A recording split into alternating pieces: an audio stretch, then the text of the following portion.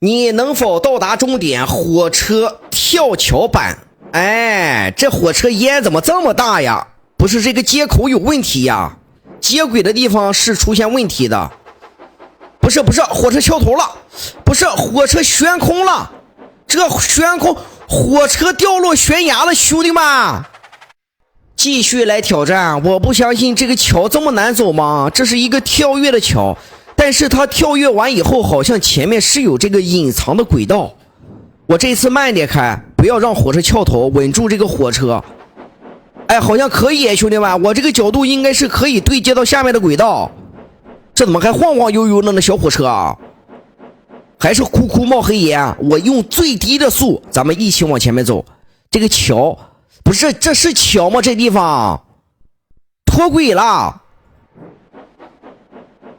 用中速往前面走一次怎么样？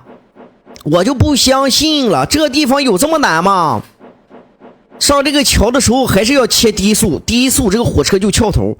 别先翘，别翘，我倒车。哎，我倒车，翘起来了。完了，火车灭火了，翘起来了，兄弟们。我这个蒸汽火车有点动力不太足，前面轻后面沉，兄弟们。再来一次，我冲上去啊！我稳住一下，哎，这样不就可以了吗？半坡起步，这是老司机必学的一样特技。我这可以接上这个隐形的轨道，看见了吗？稳住，这一次我慢点开，咱们只需要到达前面那个桥。我就不相信简简单单就这么几个关卡，我还过不去了呢。听那个声音了吗？一直在最低速的走，现在我的手都在抖。哎，兄弟们，这地方怎么这么难过呀？我过这个地方不下于10次了，这个桥还是不能重生的。我均速的过去，这样不就可以走？千万不要脱轨，千万不要脱轨呀！这是我离成功最近的一次了。既然说这些个车子都不行，咱们就直接再换个车子吧。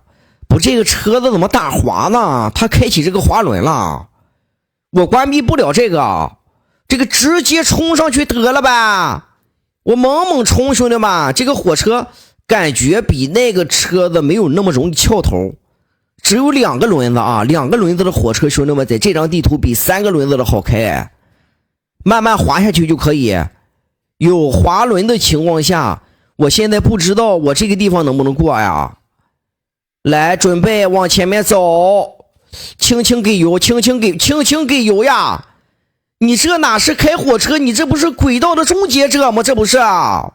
不过咱们离终点也是不远了，该说不说，我已经到这了，我必须要看看终点有什么宝藏。你就这么阻挠我到达终点，我跳你，我这也算到达终点了吧，兄弟们。